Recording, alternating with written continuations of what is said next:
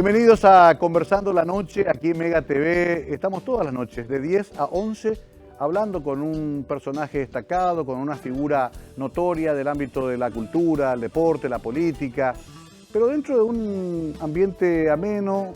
Ya a esta hora de la noche siempre da para conversar con mucha tranquilidad de trayectorias que han marcado historia en nuestro país, como el caso de este deportista que durante muchos años nos llenó de orgullo y que hasta hoy sigue siendo un referente de que Paraguay sí puede alcanzar niveles elevados de competición cuando hay detrás la voluntad, cuando hay detrás también personas que apoyan a este deportista o a este equipo, y sobre todo cuando hay figuras que son destacadas en un ámbito. También fue ministro, otro aspecto de su vida, tiene una hermosa familia, un hombre que seguramente nos va a contar acá gran parte de esa interesante vida que ha vivido hasta ahora. Estamos hablando del campeonísimo, le decíamos, Víctor Manuel Pecci.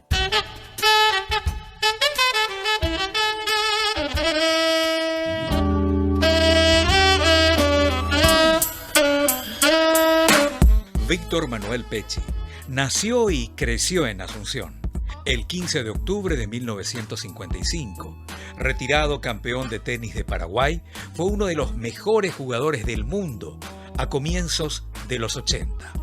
Se abrió paso en el mundo de la escena del tenis al alcanzar las finales del Abierto francés de 1979. Su clasificación más alta en el ranking mundial fue el puesto número 9 en 1980. Se retiró en 1990 y ha sido capitán paraguayo de la Copa Davis a partir del 2003. También estuvo ligado a la enseñanza de tenis en Paraguay, así como también ocupó el cargo de ministro de Deportes entre 2013 y 2018. En la actualidad es comentarista principal de las transmisiones en vivo de los partidos de tenis. Siempre la presentación es un pequeñísimo resumen de una trayectoria realmente prolongada, pero sirve para entrar en tema. Víctor Pecci, bienvenido, gracias por estar acá. ¿Cómo estás? No, por favor, el placer es mío, Mario. Muy bien, muy bien. ¿Estás en un buen momento de tu vida? Sí, muy tranquilo, sí. Estamos con Valerí, mi señora, Isabela, mi hijo está viviendo en Miami, Juliano. Sí. Y no, bastante bien. Contento, más relajado ya, por supuesto, ya no la adrenalina de la época que uno competía, ¿verdad? Te comenzó a ocurrir esto muy joven, prácticamente saliste de los juniors y ya sí entraste al circuito profesional. ¿Qué tenías, 16, 17 años? No, y tenía 17 años y viajé a jugar Roland Garros Junior, y ahí eso me cambió porque es la primera vez que me fui a Europa.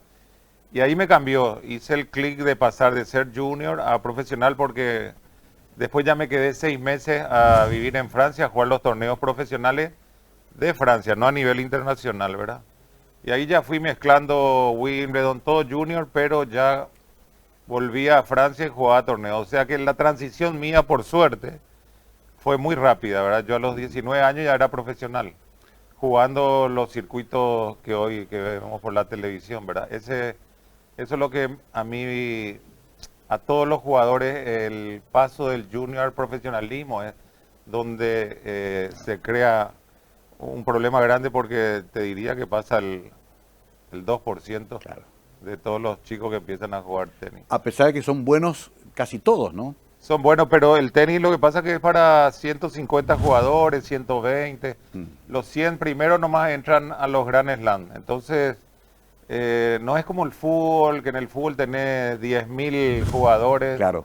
En todos los países tenés una liga, pero el tenis es muy reducido en ese sentido. Y también la carrera es corta. Coste que ahora, con todo este adelanto de la medicina y de la parte física, le tenés a los 36, 35 años jugando a Nadal a primer nivel. Eso en nuestra época, a partir de los 30 ya empezaba a descender tu nivel de juego, ¿verdad? Qué interesante esto para comenzar a entrar en ese mundo al que perteneció Víctor durante tanto tiempo y donde es hasta ahora un referente y es muy respetado. los argentinos siempre te recuerdan, hace poco Infobae publicó una linda historia de la Copa Davis, pero también dicen que te formaste allá. Y a veces nos enojamos nosotros los paraguayos, pero en realidad hiciste también parte de tu pasantía allá. Sí, esa entrevista fue hace 2 o 3 semanas fue. Sí. Muy buena el periodista porque increíble, como que transmitió, como que Claro. él vio la historia y la verdad que no vio, ¿verdad? Pero Sí. la contó exactamente cómo fue. Te iba a decir, ¿cuál fue tu pregunta? No, si en Buenos Aires Ah, hiciste ok. antes de No, ir a no, París. no. Bueno, Argentina en realidad me ayudó porque yo a los 14 años ya fui campeón nacional, ¿verdad? Entonces tuve que salir a Argentina y me ayudó mucho porque jugaba muchos torneos y volvía, hasta que un día me fui 6 meses y me quedé 6 meses. O sea, es como un tránsito Argentina para luego ir a Europa y Estados Unidos, ¿verdad? Argentina. Lógicamente, yo me formé acá, fue una pasantía. ¿Con quién comenzaste acá? Acá empecé con un profesor del Centenario, en ese entonces, Carlos Bogarín, y el que me ayudó mucho cuando era chiquitito, Roque Meili, que es un oculista muy famoso paraguayo, Sí. que estuvo viviendo muchísimos años ejerciendo la profesión en Brasil, en Río de Janeiro. Esa fue mi primeros pasos, diríamos, el ABC del tenis. ¿Y qué decían tus padres? ¿Te alentaban? Porque tenías que dejar también inclusive hasta el colegio. El ¿no? colegio, sí. Dejé en el 5º curso. Papá era... Mi mamá no se metía mucho, ¿verdad? Pero mi padre le gustaba mucho el tenis y siempre me apoyó. Y la verdad que era una época donde el tenis, había 4 clubes de tenis, era muy loco, ¿verdad? Sí. Pensar que ni yo sabía lo que era el profesionalismo, Claro. había muy poca información. Pero lógicamente cuando empecé a viajar a Estados Unidos, a Europa, ahí entras en otro mundo. Entonces, en nuestra época, si bien la competencia no es tan dura como es hoy día, ahora hay mucha información. Entonces es muy fácil, la competencia es más dura, pero es muy fácil tener Claro. toda la información a través de los videos. Pensar que en nuestra época, yo cuando me fui a Roland Garros fue la primera vez que le he visto jugar, porque la televisión no existía, a los monstruos de esa época, que eran Nastase, como Leiber, Nastase. Sí. Entonces nosotros teníamos cero información. No Ahora, podías estudiarle previamente. no, ni podías aprender estadísticas. de él. Claro. No, nada. Ahora de la primera rueda te pasan todos los partidos Claro. de los mejores torneos. ¿Y te hiciste un entrenador rápido ahí en Europa o esperaste un No, tiempo? no. Sabes que ese fue... ahí estuve bastante flojo porque tenía que haber tenido entrenador ya esa etapa de los 19, a partir de los 19 años, que en ese sentido Bor y Vila fueron muy inteligentes porque invirtieron mucho, pero uno viajaba con Tiriac y el otro con Bergelín, que eran los coaches más importantes del mundo en ese momento. Y sabes que yo viajé muy solo hasta los 22, hasta los 23, que ahí empecé a entrenar con Tito Vázquez, que es un argentino, que después fue capitán de Copa Davis de Argentina, estuvo mucho tiempo en Inglaterra, pero la verdad que yo ahí estuve flojo. Qué increíble, ¿no? Qué romántico era el tenis, que podía un jugador joven, profesional, andar solo, compitiendo, sin entrenador, sin todavía una estructura, ¿no? Sí. Eso hoy ya es imposible. Imposible, hoy es tan profesionalizado que todos los jugadores no solamente tienen un coach, sino tienen un preparador físico, un terapeuta, tienen nutricionista, tienen todo un equipo atrás, ¿verdad? Lógicamente el circuito así lo permite porque en mi época el ganador de Roland Garros llevaba $120,000 y hoy día ganan 2,5 millones, 3 millones. Solamente en premios. Después el sponsor le vuelve a pagar los 2,5 millones, la raqueta también, la ropa, un reloj. Entonces uno hoy en día ganar Roland Garros son 10 palos.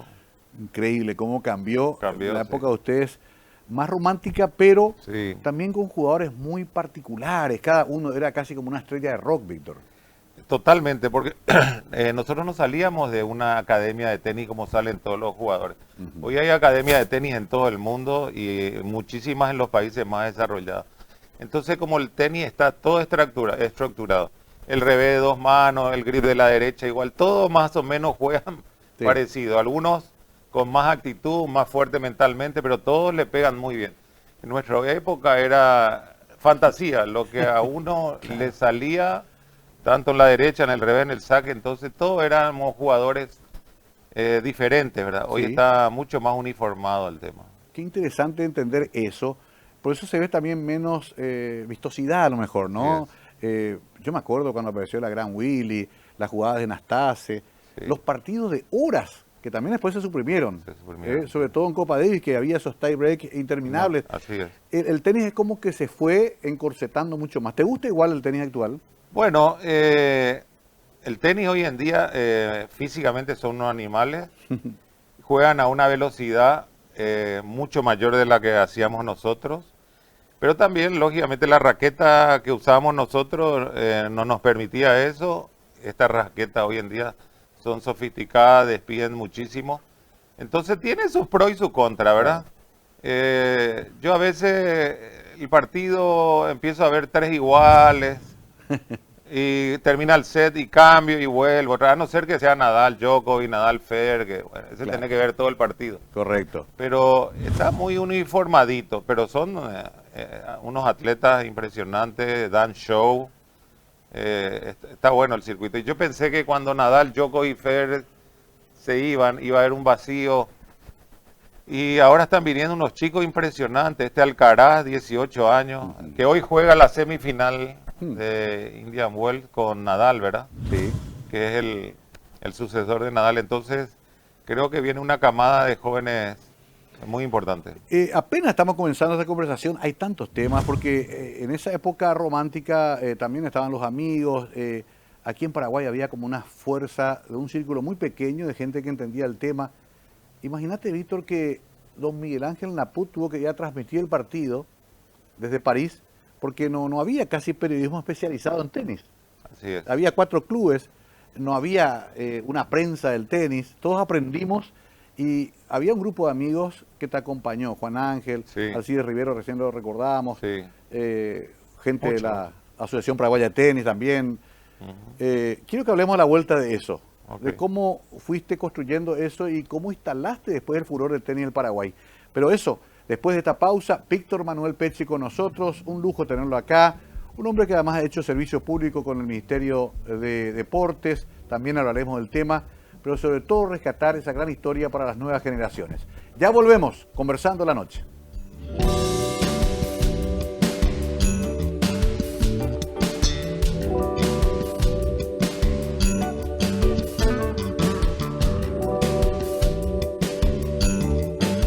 Seguimos conversando en la noche con Víctor Pecci, habíamos hablado de sus inicios, de ese tenis tan extraordinario, casi de arte que se hacía en los 70, 80, a lo que es hoy.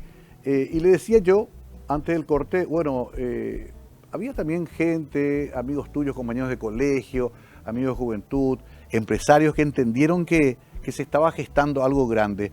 ¿Te ayudó eso, Víctor? Sí, por supuesto que sí. Yo me acuerdo acá la final de la semifinal que jugué con Conor en Roland Garros no se televisó. No. No. Recién en la final, y me acuerdo que en Europa ya estaba la TV en colores, ¿verdad? Claro. Acá transmitieron en blanco y negro. claro. Y Miguel Ángel Naput, él transmitió, porque ese año me quedé en la casa de unos amigos franceses, de una amistad muy amigos, que quedaban a 2 cuadras de Roland Garros. Ahí en un callejón vos salías a Roland Garros y Iba a pie. yo me iba a jugar a pie. Por suerte, Claro. mucho mejor, mucho más fácil. Y me acuerdo que Miguel Ángel transmitió la final no mirando dentro del estadio, porque no tenía acreditación. Claro. de lo otro. Entonces transmitió de esa casa que te hablo a 2 cuadras, mirando la televisión francesa. Qué extraordinario, qué fabuloso. Y acá todo el país tratando de entender, hasta los términos no se sabía, Víctor. Set point, deuce, era como para el paraguayo promedio que es futbolero, Sí, no. Yo era todo nuevo. Me acuerdo la primera época que empecé a jugar torneo internacional, le acabo exhibiciones. El árbitro decía 15-0 y los perros decían uy, estamos ganando por goleada. Claro, claro, porque era de élite además el tenis. Convengamos que toda esa historia muy rica del tenis pasaba por los clubes sociales más requintados, los ingleses que venían a Paraguay, los europeos, Así es. hasta que se produce lo tuyo. Cuando comenzaste a volver, después de esos primeros triunfos, cuando te colocás en la élite del tenis mundial, ¿qué sentías acá? ¿Que era como una especie de furor? ¿Cómo te sentías con la gente? ¿Se te subió el humo a la cabeza, no? Lo mío fue de a poquito, entonces como no había muchos deportistas en esa época, estaba el fútbol y estaba, Sí. por decir así sencillo, yo, el tenis. Sí, Los otros deportes, todavía no teníamos figura en el golf, o sea, Cierto. en varios deportes no teníamos como tenemos ahora, ¿verdad? Entonces como que siempre yo salía en los diarios, era muy conocido, muy famoso, y fui escalando así, ganando junior, después ganaba torneos profesionales, unos torneos más chicos. Lógicamente, después que me metí entre los 10 mejores y llegué a la final de Roland Garros, el tema de las Copa Davis, se generó una cosa más. Y en cuanto a que dejas de pisar tierra y se te sube a mí se me subió un poquito, ¿para qué vamos a negar? Pero dentro de lo manejable. lo manejable, lo normal, ¿verdad? Ujú. Nunca me creí la última Coca-Cola del desierto, ni mucho menos, pero es difícil que no. Claro. Es difícil. Claro. Uno no se da ni cuenta a veces. Exacto. También tenías 20 y pico de años. Sí, claro, 22, 23, 24. Eras un niño. Sí. Y claro, ahí surgen las otras tentaciones. La noche, Sí. tu barra de amigos, Hijo, la conozco, era son brava. bravos. Era brava. Caracol. Caracol. Sí, no, pero lo que pasa es que yo venía muy poco acá. Ajá.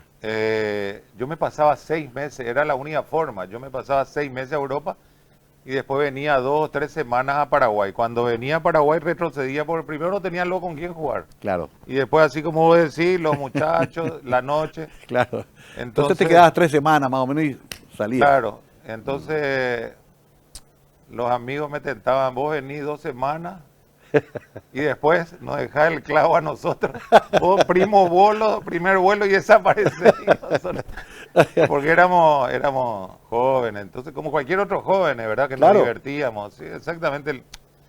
Pero yo pasé muy poco tiempo, entonces las veces que venía sí nos divertíamos, eso, pero yo me pasaba de los 12 meses, 10 meses compitiendo afuera. Fuera. Tu promoción de San José, ¿verdad? El 73 del San José. 73. Ahí ¿Quiénes está estaban ahí? Eugenio Sanabria. Eugenio Sanabria, Miguel María, Michel María. Agnoli, que jugaba un talento del Sí. fútbol impresionante. Sí, sí. Hijo, Mauro González Odone, Oscar Vicente Escabone, Willy Green. Gustavo Cuchonal, Willy Green.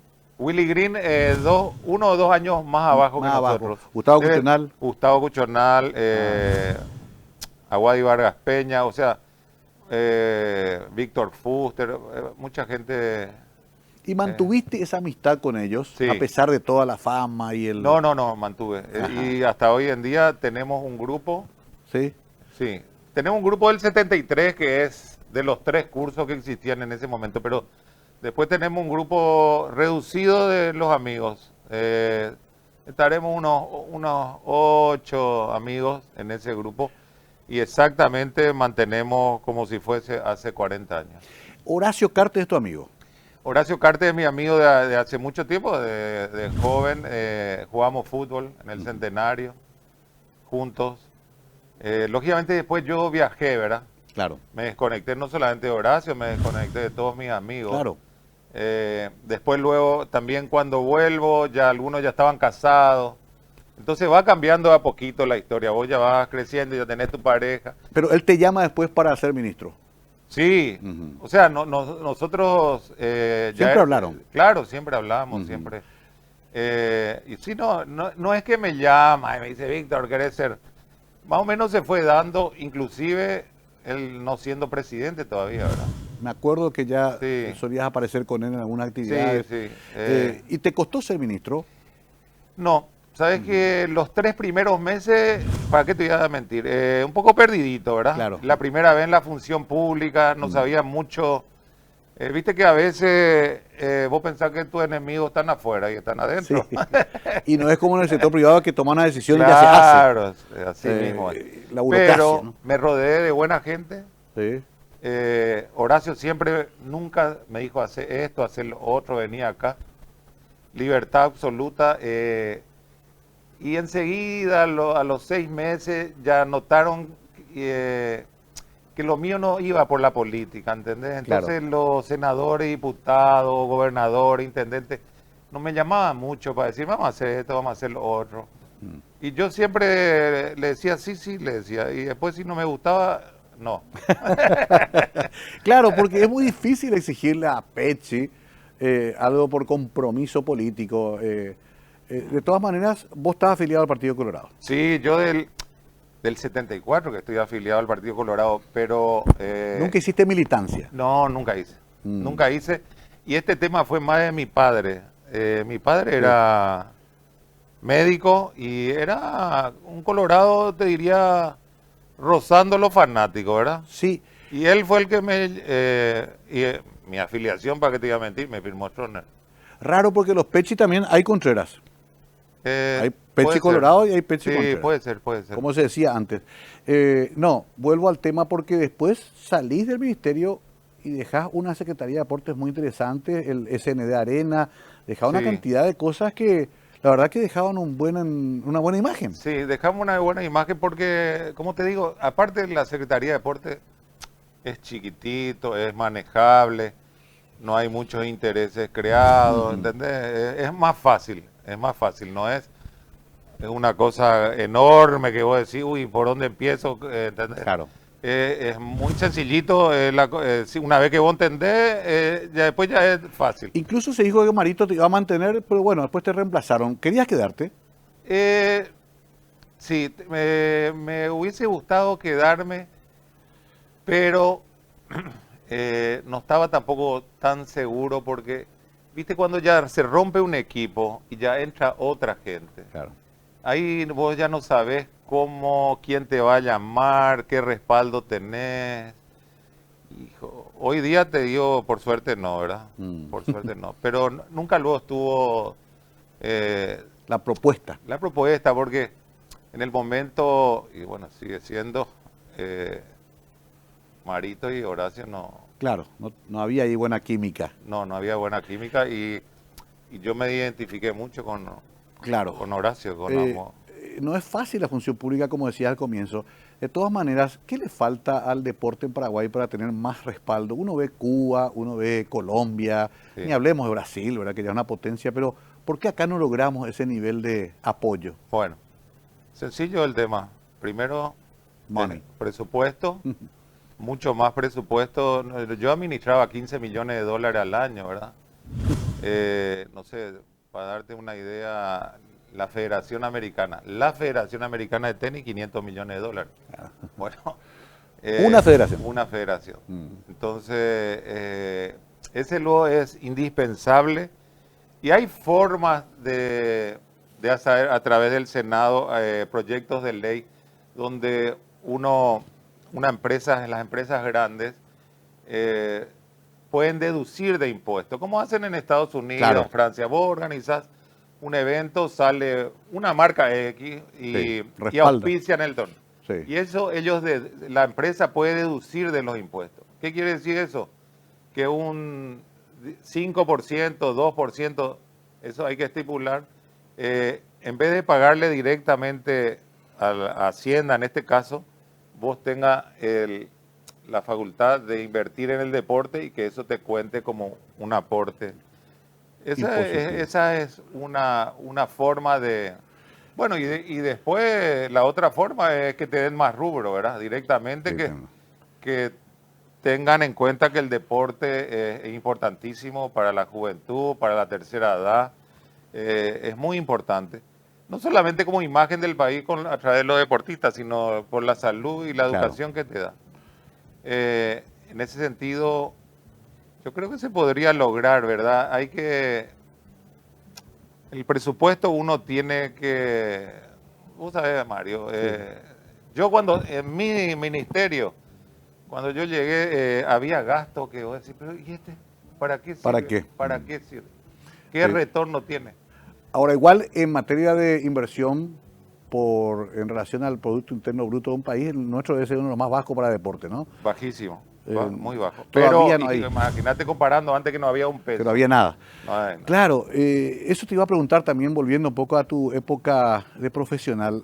¿Vos no recibías un subsidio del gobierno paraguayo? No estaban en la cabeza los gobernantes en ese ¿Cómo te momento. bancabas con los premios? ¿Sponsor tenía que Marlboro? No.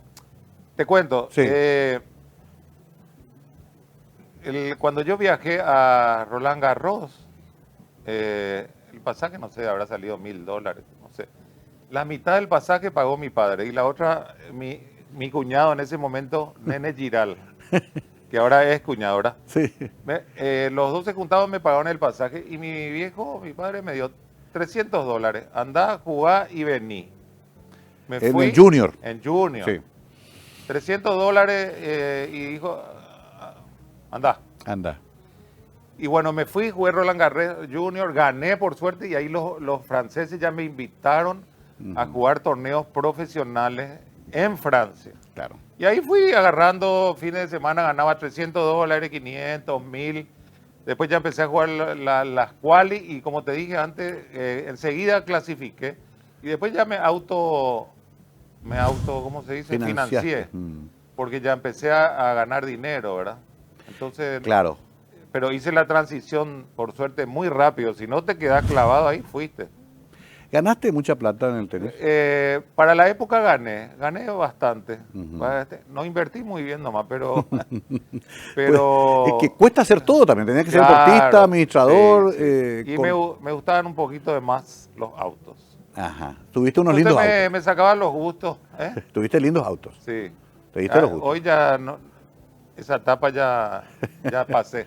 Pero cuando sos joven, hijo, yo me iba a Europa, veía cada máquina, cada torneo que iba veía, y para un chico de nuestra edad, un Porsche, un Ferrari. Y entonces me tentaba y me daba mi gustito, ¿verdad?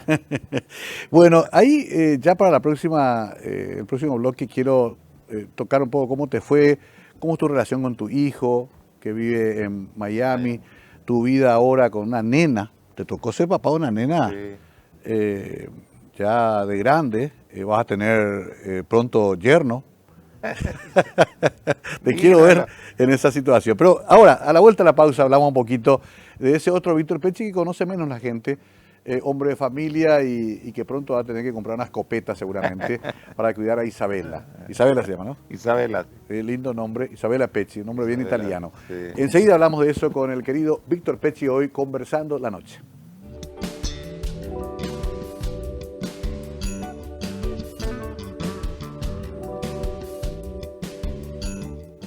Víctor Pecci con nosotros esta noche, una figura que no necesita presentación. No hay quien en Paraguay no sepa quién es Víctor Manuel Pecci. Ya nos contó sus inicios, todo ese ruido de la fama, los grandes triunfos deportivos, los errores cometidos también, porque había que administrar, había que jugar, había que administrar también, ser alguien importante en el país, siendo muy joven. Y eso te lleva a un famoso primer matrimonio con Menchi que duró muy poco. Sí. Con Menchi duró 2 años. La verdad, yo tenía 23 y ella tenía 17. Y la verdad que... eran niños. Mi culpa. Siempre... Vos asumís ahí Yo asumo mi culpa. Vos sabés que, vos no sabés, Víctor, pero ustedes vivieron en una casa que era de mi mamá al principio con Menchi. Sí. Soy Leandro Prieto, ahí cerca de Muro Villaroga. Así mismo. Mi vieja les alquiló una casa sí. donde había... Pero bueno, es bueno porque quedó bien también ahí. Como quedó bien. Aparte no tuvimos hijos, claro. Entonces no quedó... Fuimos como novios, vamos a ponerle. Como novios. Pero eran realmente unas criaturas. Éramos re criaturas. Yo tenía 23 y así un flechazo, 3 meses. Y yo encima viajando. Ahí fuiste concuñado de un amigo también nuestro muy querido, el Tata. El Tata Martínez, Santiago, sí. Que en paz descanse también. Sí, Santiago está con Eloísa, claro, con la hermana, sí. Eran como una especie de... Bueno, es más, él él te presentó a Menchi. Sí. Ah, mirá vos. Sí. Querido amigo, siempre lo recordamos. Y bueno, ahí entonces, listo, no funciona eso, seguís tu carrera, sigue, Sigo. todavía estabas en medio del ascenso, Sí. digamos. Sí. Bueno, y ahí te diría que como que siempre una ruptura, un matrimonio, uno se queda con remordimientos, fallé, que esto, qué es lo que hice.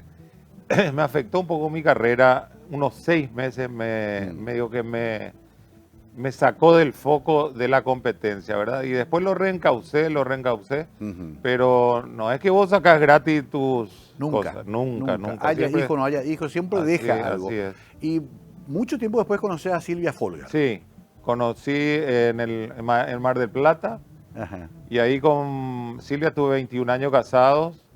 Le tuvimos a Juliano, que ahora va a cumplir 38 años ya. Silvia era actriz muy reconocida sí, en la Argentina, en el teatro y el cine, ¿no? Sobre todo el teatro. Trabajó en Ecus, una famosa con Emilia Solá, que era un... Ah, sí. Sí, después un actor muy famoso Claro. en España, trabaja mucho.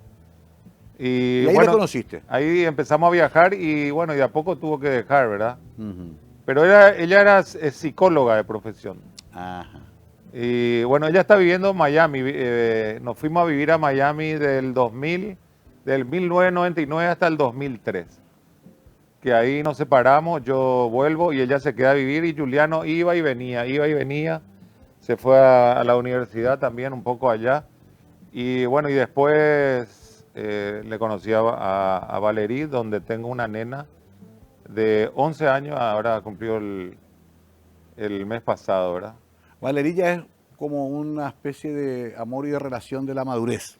O sea, Sí, te agarra más tranquilo. Me agarró sin fuerza ya, con low battery. Me gusta esa definición. Aunque quisiera ya no puedo hacer ni una macana. Claro. No, y es bueno que lo hablemos así, Víctor, porque también son cosas que uno intenta en la vida de la mejor forma y bueno, llegan hasta donde llegan, ¿no? Sí. En ese sentido, ¿te sentís bien ahora contigo mismo? Sí, no, bien. ¿Con tu hija qué tal? Espectacular. ¿No? Tiene una personalidad fuerte, es media... yo le digo que es, en chiste digo eso, y ojalá que no, que es bipolar. Le digo. Porque en casa es un diablo. El diablo sí. llega al colegio y es una santa. Hasta cuando se baja el auto y empieza a caminar y entra al colegio, Ya se transforma. otra persona. Me encanta, porque quiere decir que en la casa pelea fuerte. Nosotros nos toca, Víctor, ser papás grandes ahora. Sí. Llegamos a ser papás muy jóvenes. A vos Así te habrá es. pasado con Juliana, habrá sido todavía muy joven. Sí, Y ahora somos los más grandes del curso. así es. La verdad que con Juliano, yo como padre medio te diría de 1 al 10, una nota 5 o 6 nomás. Porque, ¿Estabas afuera? claro, no, él viajaba conmigo y con Silvia, viajábamos muchísimo, pero no se podía ir al colegio. Claro. Era un nómada, vivíamos una semana en un lugar y, hijo, entonces, más mi inexperiencia como padre, más que yo era tenista profesional, y el tenista profesional o cualquier estrella de deporte, Claro, Fórmula 1, lo que sea, claro, tenis. piensa que la vida gira alrededor de uno, ¿entendés? Entonces yo estaba metido en mi historia del tenis y creía todo tenía que girar alrededor mío, ¿verdad? Qué difícil para la pareja, ¿no? Claro, para la pareja y para él también, porque él se pasaba viajando, no entendía muy bien. Claro. Faltaba mucho al colegio. Entonces, la verdad que en ese sentido, ahora no, con Isabela ya es diferente, así como vos decís, Sí. ya somos más maduros, más adultos, Estamos más presentes. más presentes, ya no viajo, ya estoy todo el tiempo con ella, le llevo al colegio. Entonces ella ya tiene una estabilidad totalmente diferente a la que era la de mi primer hijo, ¿verdad? Qué interesante ese proceso porque explica también lo que a un deportista de élite pasa, ¿no? Y es bueno que Víctor lo asuma así con tanta autocrítica, ese egocentrismo que se Sí. necesita para hacer una carrera, ¿no? Sí. Pero tampoco había otra forma de hacerlo. No hay otra forma, porque es un deporte recontra individual donde estás compitiendo todos los días sin darte cuenta, te metes en ese... Claro. Sin darte cuenta. Yo por suerte ese ego ya usé todo. Ahora soy anti-ego, ¿verdad? Qué interesante. No me saturó un poco que todo gire alrededor mío. Entonces ahora que gire alrededor de mi hija, de mi señora, de la gente que trabaja conmigo o que yo le ayudo en el tenis. Yo como entrenador ya voy a, porque yo fui entrenador Sí, también de claro. Rosana Los Ríos, Sí, me acuerdo. estuve un poco con Ramón Delgado, entonces ahí ya te das cuenta que vos, Tiene que salir un poco de vos. claro, Ya vos no ya sos estás, vos vos ya no sos el vos el centro. protagonista, es otra persona. Eso me ayudó mucho también, en el sentido y yo creo que una de mis virtudes es que el ego lo tengo totalmente dormido, ¿verdad?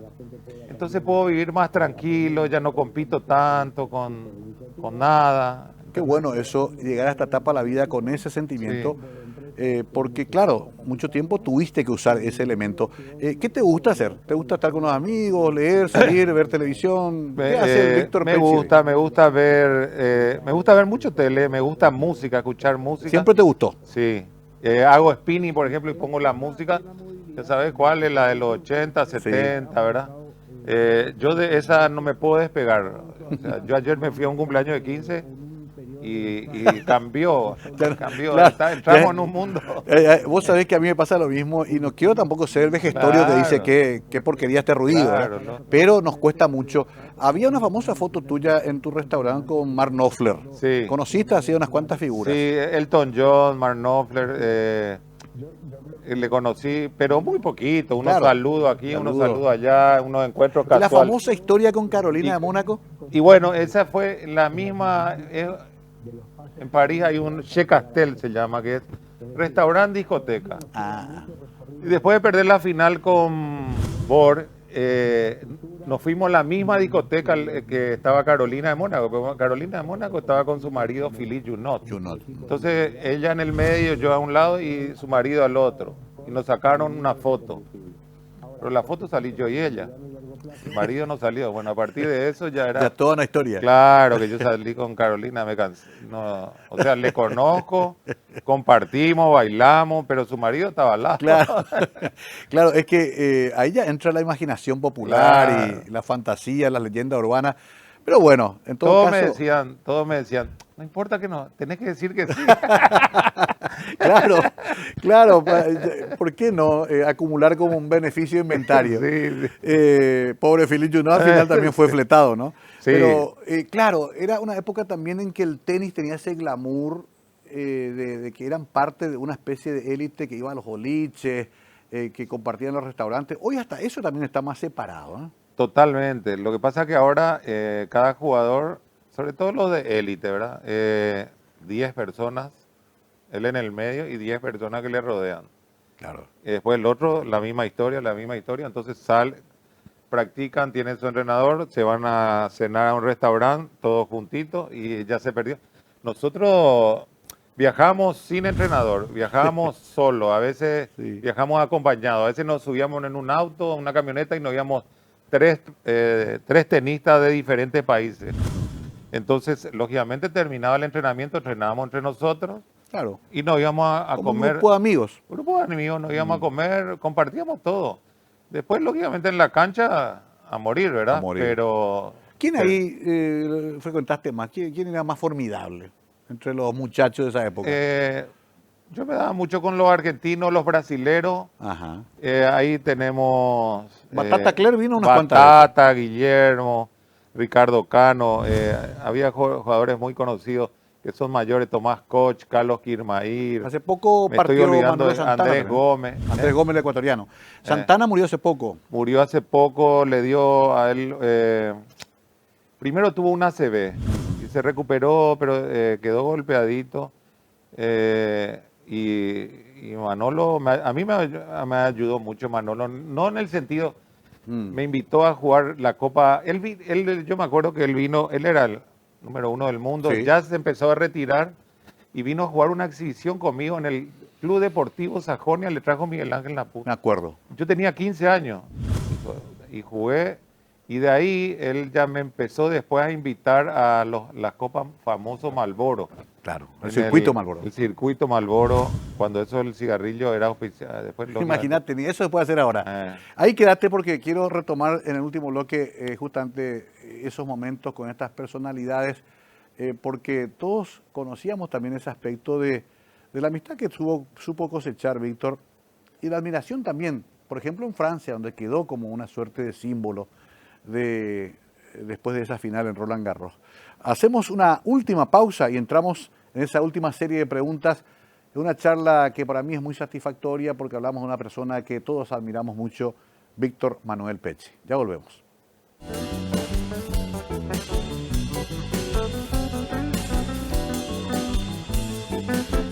Bueno, con Víctor se puede hablar toda una noche y no va a alcanzar el tiempo, pero quiero llegar a ese momento culminante de tu carrera que es ingreso al top 10 y final de Roland Garros. Antes ya habías hecho un par de torneos importantes, ibas subiendo en el ranking y te toca el mejor Connor de la historia.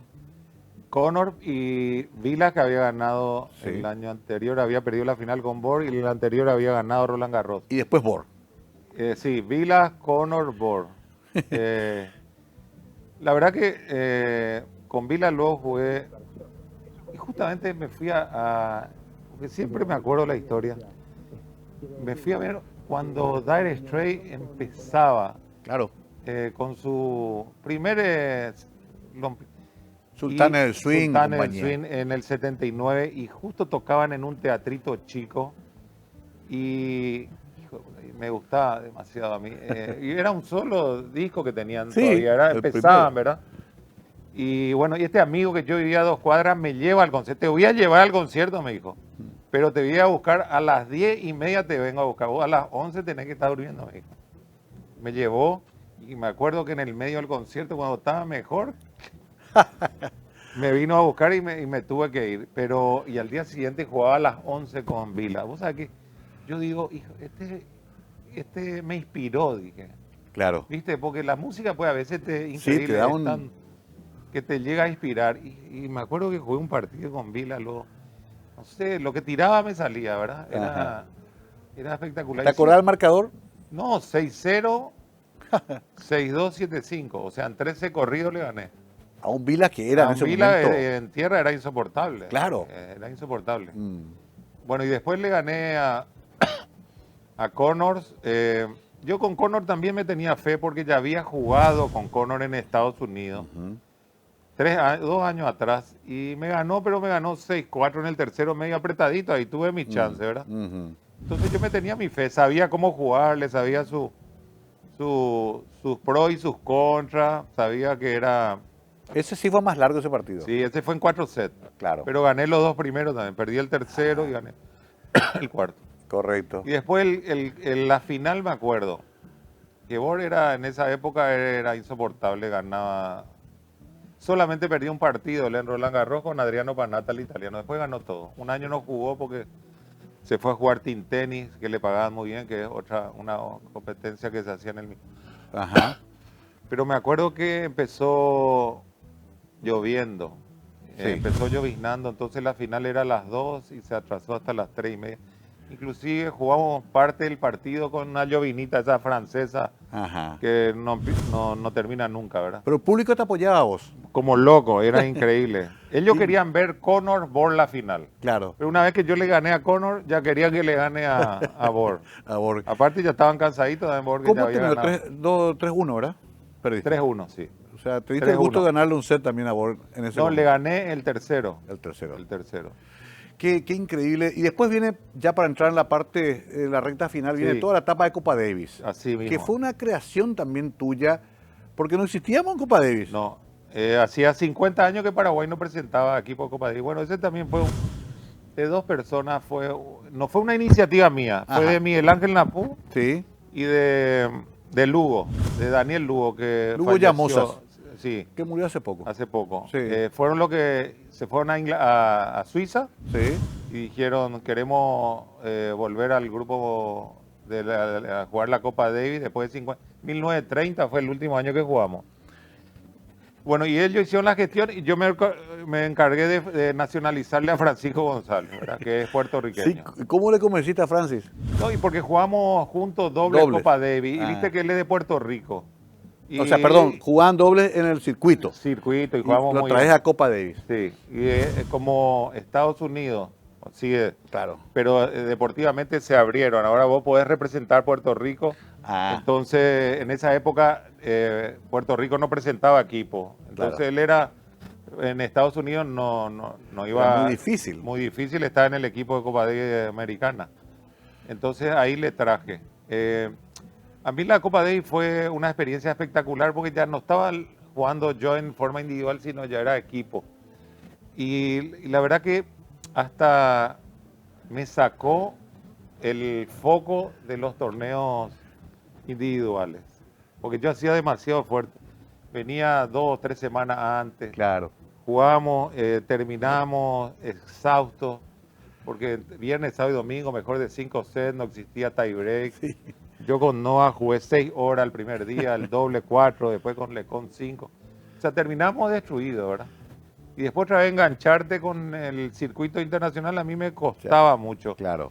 Es por eso que los grandes no juegan Copa Davis. No, No. no. Qué interesante. reservan, Eso, sí. llegamos muy lejos en el grupo mundial. Sí. Y durante 2 o 3 años, ¿no? No, mucho. Jugamos la clasificación en el 82 y estuvimos del 83 en Grupo Mundial hasta Sí. el 89. Ah, la pucha. Hasta el Bastante. 89 que justo 89 de marzo o febrero, 2 y Sí. 3 de febrero Viene el nos golpe. tocó jugar, yo no estaba acá, nos tocó jugar en Fort Myers contra Agassi Chang, la Copa Davis. Y el golpe fue un jueves a la noche. Entonces yo jugaba el viernes a las 11 de la mañana en Fort Myers contra Chang. Sí. Y a las 4 de la mañana me empiezan a tirotear por teléfono, está cayendo Strone, está cayendo Strone. Ya. Boludo, yo tengo que jugar a las 11 de la mañana. ¿Cuántos años tenías en ese momento? ¿30? Eh, 30. 89, 34 ya. 34 ya. 34. Imagínate, todavía jugando con Andrea Gassi, nada más y Sí, nada menos. Agassi empezaba a hacer, ya Sí. estar entre los 10 mejor. Ah. Y Chan también. Bueno, igual quedó para la historia. Nos costó también como país. Yo me acuerdo haber visto el partido contra Aaron Christensen y los perros le gritaban, cuando iba a sacar le gritaban Aaron, como si fuera gay, no sé por qué. Sí. El paraguayo es muy particular, porque el tipo era muy fino, parece que era un tipo muy elegante. Sí. Y el árbitro paraba el partido. Y después Johnny Velázquez se le fue la mano también en lo que dijo. Hasta medio nos sacaron la castigaron al localidad. final, ¿eh? Nos sacaron la localidad. Claro. Teníamos que jugar contra España acá y fuimos a jugar a Venezuela. Claro. Después de ganarle a Estados Unidos. Mm.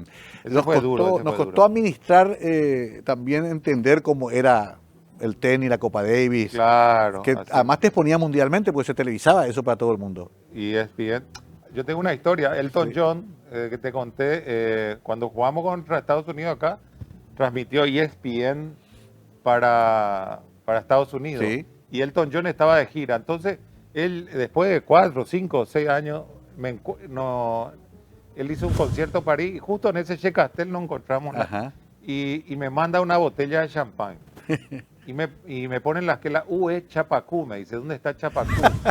Bueno, entonces me levanto, le agradezco y me dice, yo estaba en Estados Unidos cuando ustedes le ganaron cuando le ganaron a Estados Kristen Unidos, yo Iguana. estaba de gira y me dijo, yo le odio a los Yankees. Me puse re feliz cuando el ganado en inglés. Pues. Claro. claro. Qué Yo increíble. era un mambo O sea ahí. que había llegado eso allá, imagínate. Claro, sí, lógico, sí, porque ESPN era Sí. americano de eso. Americano, de hecho, Claro. y el gran canal de los deportes en Estados Unidos. Sí. Por eso, es una vida que reserva... ¿No pensaste nunca en resumir todo esto en un libro, en una documental? Sí, pero hijo, para hacer un libro tenés que contar todo. Pero y no podemos sé si- hacer una negociación y dejar de lado un par de tomos y dejar solamente lo que se puede contar. Pero viste cuando contás todo lo bueno es medio aburrido. También, exacto. Entonces, Sí, por eso me permití preguntarte lo de tus matrimonios y lo contestaste con una elegancia muy refinada casi. Pero Víctor, te veo bien, se te ve pleno, qué bueno que hayas llegado, porque no todos pudieron llegar así tampoco. Es demasiado exigente la vida de un deportista élite. sí, eso es porque no me ves caminar. Te vi jugar en el Centenario hasta hace poco y todavía te movías un poco. Un poco. Yo ya me retiré después de una fractura. Pero en serio, Víctor, como reflexión final, Sí. no siempre la vida del deportista es todo glamour, es todo... Muchos la pasaron mal e incluso están terminando dificultosamente su vida, ¿no? El deporte profesional así es muy estresante. Hay que saber administrar, hay que saber que eso es un periodo de tu vida, que es, tomando en relación toda tu vida, es re cortita. Y saber que tiene, como todas las cosas, un principio y un final. Pero es estresante, es muy estresante. Y hay deportistas que lastimosamente, inclusive con todo el éxito que podés tener, ¿verdad? Hay muchas figuras que terminan, ¿sabes lo que pasa? Es como que pasás a ser un jubilado a los 35, Claro. a los 38, a los 30, Y con después, suerte. claro, Y la adrenalina que tuviste, y después vos decís, ¿qué hago? es casi como el día siguiente después de haber sido intendente 4 años de Asunción. Bueno, Se Víctor, te acabó la adrenalina. claro, se acabó Se desinfló. todo. Volvés a ser el Sí. tipo común y corriente que tiene que cuidar ahora las visitas de su hija de 10, 11 años. Así mismo. Te quiero ver en ese momento, pero será para otra Vamos a entrevista. tirar un poquito eso. Vamos a esperar un poquito. Víctor, disfruté mucho esta charla. Vos sabés que se te quiere mucho siempre. Sentís ese aprecio del Paraguay. Así que desde ya, gracias por todo lo que hiciste por nuestro país. No, por favor, gracias a vos, Mario, que sigan los éxitos. Sé que estás muy contento acá con la mega cadena, que estás en lo que a vos te gusta y en lo que sabes. Y eso me alegra mucho. Gracias, Víctor Manuel Pecci, que mucho podemos hablar todavía con él. Y falta esa parte de los capítulos prohibidos. Pero vamos a negociar Sí. eso, en todo caso, un permiso por escrito de Valerie. Un saludo para ella también, una querida amiga. Nos vamos. Gracias por estar con nosotros conversando la noche. Hoy conocíamos un poquito más a Víctor Manuel Pecci. Muchas gracias, buenas noches.